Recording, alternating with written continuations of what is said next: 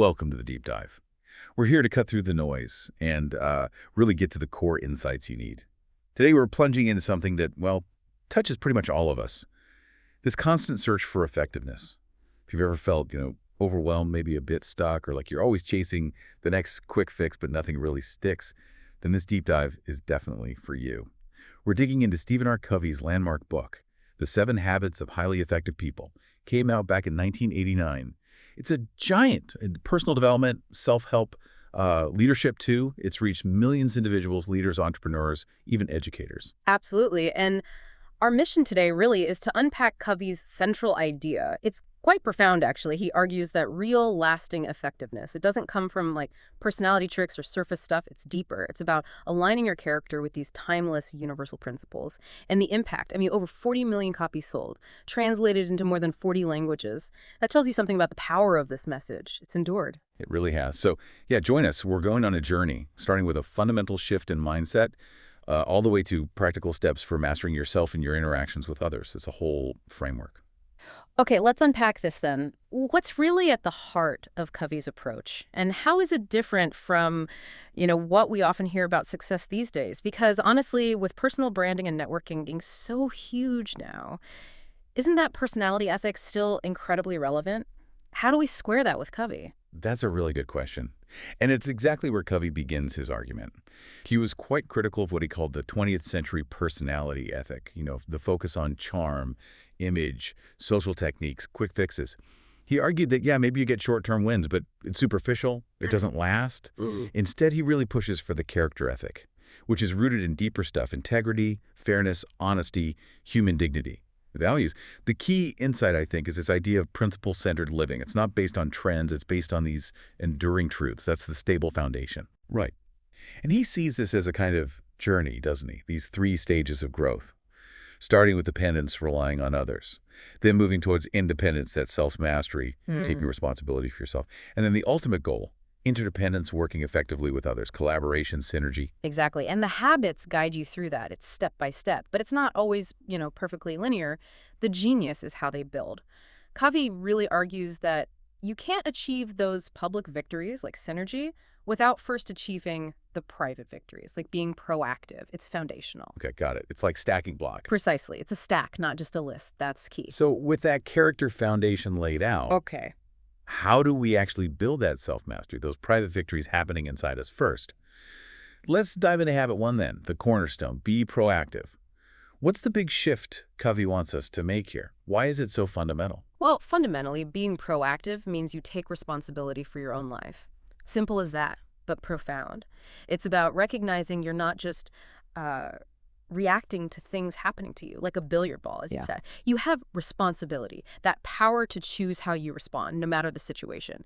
It's that shift from a victim mindset, things happen to me, to an owner mindset, I choose my response. He famously said, between stimulus and response, there is a space. In that space is our power to choose our response. I love that quote. It's powerful, isn't it? And that's why it's foundational. All self-leadership starts there. It gives you the agency, the freedom to shape your life. Okay, so you clean that space. Then what? Habit 2, begin with the end in mind. This one always felt like it combats just drifting. What's the core idea? How does it give you that personal compass? Yeah, it really does push against drifting. The core idea is defining a clear vision for your life first. What's your purpose? What are your core values? You sort of define the destination before you start the journey. Covey encourages writing a personal mission statement. Think of it as your constitution, your guiding compass. It means your decisions are anchored in your chosen principles, not just swayed by daily events or, how you feel that morning. Right. So if habit 1 says you're the driver, habit 2 says, okay, figure out where you actually want to drive.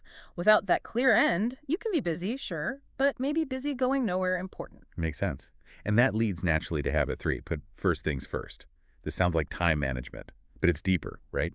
How does he want us to prioritize? Oh, absolutely. Deeper than just basic time management. The core idea is prioritizing based on importance, not just urgency. This is crucial. He gives us that famous time management matrix, 4 quadrants. Right, the urgent, important matrix. Yeah, exactly. And the goal is to spend most of your time and energy in quadrant 2. Those are the tasks that are important but not urgent. Think strategic planning, relationship building, learning new skills, exercise. The things that build long-term capacity but don't usually scream for immediate attention. Unlike the crises in quadrant 4 or the distractions in quadrant 4. Precisely. Habit 3 is about the discipline to focus on quadrant 2 to execute effectively on what truly matters. Like he says, the key is not to prioritize what's on your schedule, but to schedule your priorities. Schedule your priorities. I like that. It's about being driven by purpose and importance, not just by the loudest crisis or the newest notification. It stops you feeling constantly overwhelmed. Okay, so no more feeling guilty about those endless to-do lists then. Sounds like a plan. All right, so let's say you've worked on these private victories. Your personal house is getting in order. But what about dealing with other people? How do these principles shift from focusing on me to we? How do they change our interactions? Which brings us nicely to habit 4. Think win-win. Sounds simple, maybe even a bit cliche, but I guess there's more to it than just being nice. There's definitely more. Yes, it sounds so forward, but the core idea is profound. Life isn't a zero-sum game. Covey argues that real, sustainable success doesn't come from beating someone else, making them lose so you can win. It comes from seeking mutual benefit. It requires what he calls an abundance mentality, believing there's enough success, enough resources, enough credit to go around. Instead of the scarcity mindset where it's a fight for limited pie. Exactly. So you shift from either thinking to and thinking. How can we both win? This fundamentally changes interactions from competitive to collaborative. Okay, then habit 5. Seek first to understand, then to be understood. This feels huge. Like if everyone did this, imagine, what's the key takeaway? The key takeaway is just how badly most of us listen. Covey points out, most people don't listen with the intent to understand. They listen with the intent to reply. Guilty as charged sometimes. We all are, I think. We're formulating our response, waiting for our turn to speak, instead of truly trying to see the world from the other person's perspective. So habit 5 is about empathetic listening, really digging deep to understand the other person's needs, their concerns, their frame of reference first, before you jump in with your own advice or perspective. And the impact of that. It's transformative. It builds trust, rapport, psychological safety. It moves communication from just transactional. Just exchanging information. Right, to something genuinely connective and empathetic. It's the foundation for solving problems together, for win-win solutions, for synergy. Which leads us perfectly to habit 6. Synergize. Sounds like corporate buzzword territory, maybe. Yeah. How does Covey define it differently? Yeah, it can sound like that. But Covey's definition is powerful. It's essentially that the whole is greater than the sum of its parts. 1 + 1 = 3 or 10 or 100. It's about creative cooperation. It's more than just compromise or teamwork. It's about valuing differences. Valuing differences. How so? By seeing different perspectives not as threats, but as opportunities.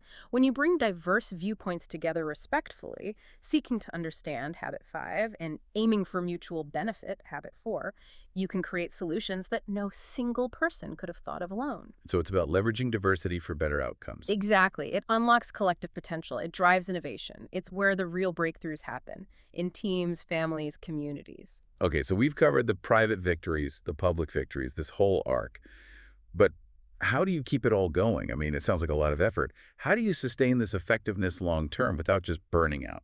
Which must be where habit 7, sharpen the saw, comes in. Yeah. What's the core idea here? Preserving yourself. Precisely. Habit 7 is all about renewal. It's about preserving and enhancing your greatest asset, which is you. Covey breaks it down into 4 key dimensions: physical exercise, nutrition, rest, stress management. Spiritual connecting with your core values, your purpose. Could be through meditation, nature, music, prayer, whatever works for you. Mental continuing to learn, read, write, expand your mind, keep growing intellectually.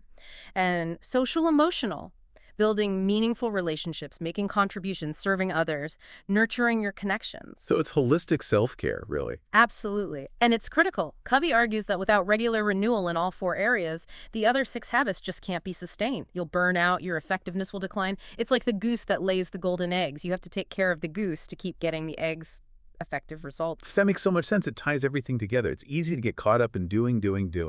Especially in quadrant 1, fighting fires, or getting lost in quadrant 3, the urgent but not important stuff.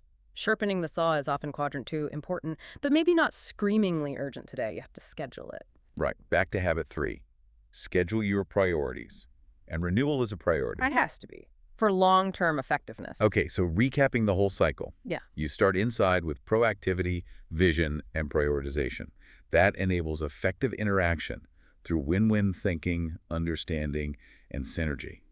And all of it is sustained by continuous self-renewal. It's a really integrated system. It really is. And I think one of the book's greatest strengths is how practical it is, despite being deeply philosophical.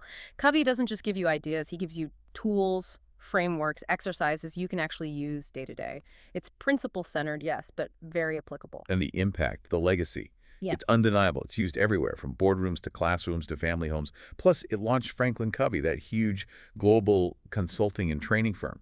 Its influence is massive. It is. Now, we should also touch on the criticisms. Be balanced. Some people do find the writing style a bit dense, maybe overly formal for today's taste. I can see that. And the ideas, well, they require real work, consistent discipline, long-term practice. This isn't a quick fix, despite being in the self-help section sometimes. Right, it's not 7 hacks, it's 7 habits. Big difference. Exactly. It's definitely more philosophical, less hype, more depth. Yeah. And honestly, in today's world, carving out that quadrant 2 time for things like Sharpen the Saw, it feels harder than ever with all the digital noise. That's true. Maintaining focus is a challenge. But Covey's principles, I think, are even more relevant because of that noise. They offer an anchor. Yeah, despite those points, it feels like a genuine must-read if you're feeling stuck or reactive or just kind of directionless. And for professionals, improving leadership, productivity, communication, it seems invaluable. It's about building that solid foundation for lasting growth. So as we wrap up this deep dive, let's pull out those key takeaways again. First, real effectiveness comes from aligning your actions with universal principles, your character. Second, these habits build on each other. They compound. Small wins in private mastery lead to big wins in public life. And third, maybe the big one. All leadership really starts with self-leadership. You have to lead yourself first. Well said. And I'd add that the transformation isn't just in knowing the habits, it's in internalizing them, living them. It's a continuous journey, not a destination. You keep recalibrating. The continuous journey. That brings us to a final thought for you, the listener. If effectiveness is this ongoing journey and renewal, sharpening the saw is essential, what's just one area? Physical, spiritual, mental, or social-emotional? What's one area you'll commit to sharpening, starting today, to better serve your own long-term vision? Something to think about. Thank you so much for joining us on this deep dive into the 7 habits of highly effective people. We really hope you feel equipped to explore these powerful ideas and apply them in your own way. Until next time, keep diving deep.